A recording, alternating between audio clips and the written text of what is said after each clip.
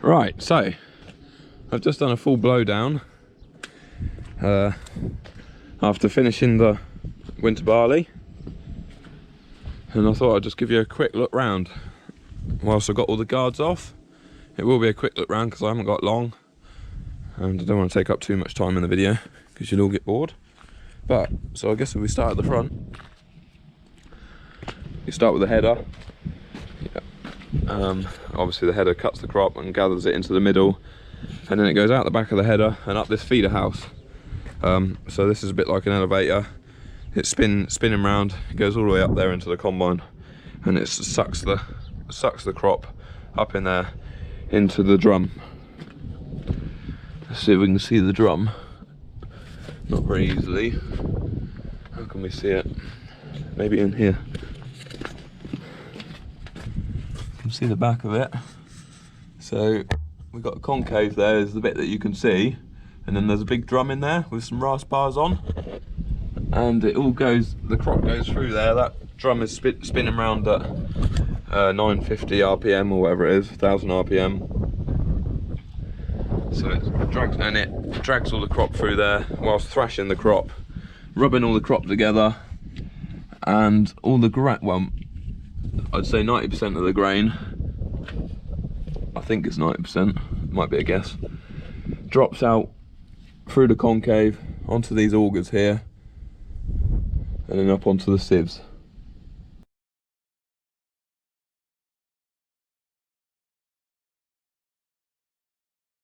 Into another little, there's another little rotor up there, or drum, fingered drum, so it goes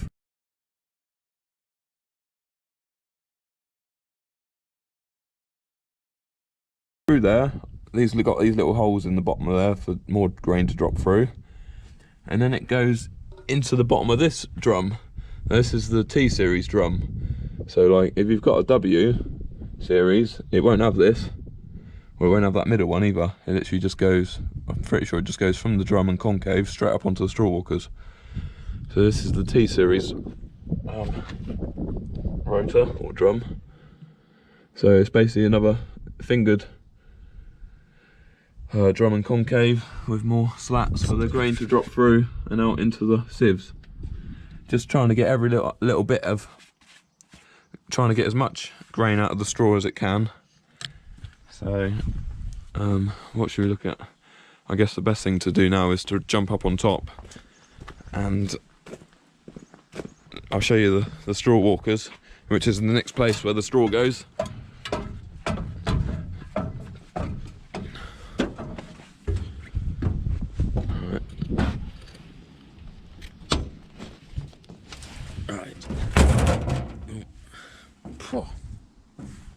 So, I'll jump in here and see these straw walkers.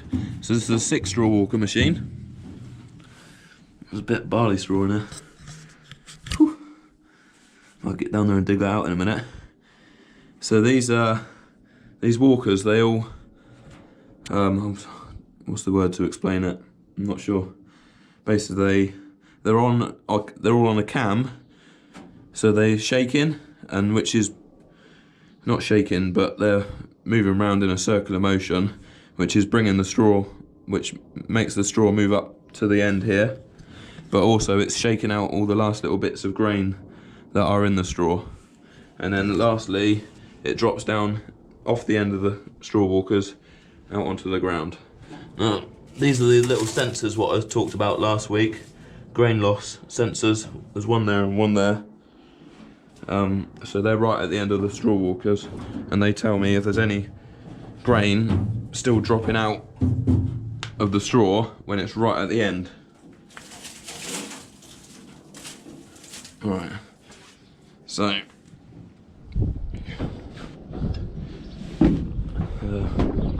quickly show you the grain bin whilst I'm up here. This is where the grain comes into. Got the bubble up auger. The grain comes up this auger and into the tank, and then there's augers in the bottom to take it out to the unloading spout. Right, obviously we've got engine and cooling system all up here, engine air filter, which I have just blown out. You've got fuel and AdBlue. Fire extinguisher. Hopefully we don't need that. Straw chopper. So if you don't want to roll up your straw, you push on this handle here, and it moves that door forwards like that, and directs the straw into the straw chopper. And this is how you put the straw chopper in gear.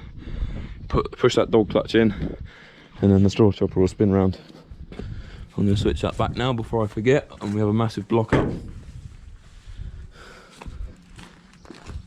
Yeah, so this is a diesel tank, massive. It must be 800 litres, maybe even 1,000 litre fuel tank. So yeah, where were we? Sieves. I think the best place to see the sieves is through the back here. Basically we've got a load of shaking sieves in here. I'll turn the lights on so we can see. Light switch. Oh. I can fit my head in here too. And they look like, yeah, pretty clean, not bad. So yeah, basically got a pre-cleaner right down in there. Then you've got top sieve, and then below this one, this top sieve, there's a bottom sieve. So obviously anything that comes off the back of this top sieve goes into these chaff spreaders that are spinning around extremely fast and gets spread out. And you don't want any grain in that, so you want all the grain to drop down through this top sieve. Let me get my head back out of here. I don't think we can see the bottom sieve. So you can speed up and slow down these chaff spreaders depending on how wide your header is, because you want the chaff to be spread the same width as your header. Yeah, so the bottom sieve, obviously you can't even get to it. So basically it looks a bit like the top sieve, but so anything that drops down through the bottom sieve goes into this. Oh no, it's on the other side. The clean grain elevator. Yeah, anything that drops down through the bottom sieve goes into this clean grain elevator, well, auger, and then it goes up this elevator into that bubble up auger what I showed you in the grain tank. But anything that comes off the back of the bottom sieve, which isn't normally a lot, but like if I'm getting loads of rubbish in the grain tank, loads of, you know, unthrashed heads and all that sort of rubbish, I shut down the bottom sieve, and then you can start getting more stuff going off the back of the bottom sieve, which then comes into this returns auger, and it brings it all up this elevator and spits it straight back in to the front concave and rethrashes it, and it goes right through the system again.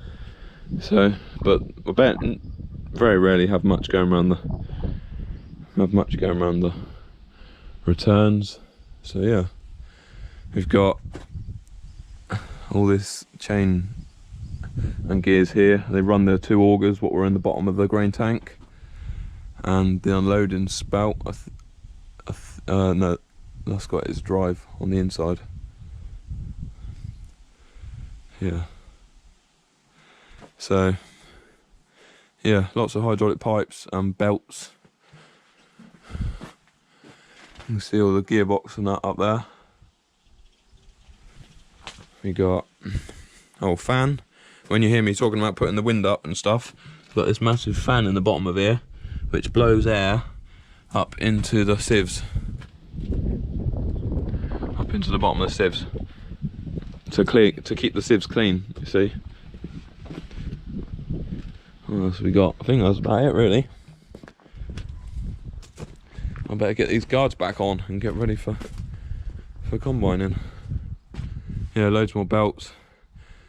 We got obviously this massive pulley here is what drives the drum in the main drum in the concave, which is, you can change the speed on this variator here. That's what controls the speed. That pulley closes up and widens out to speed up and slow down. So yeah, I think that's about it.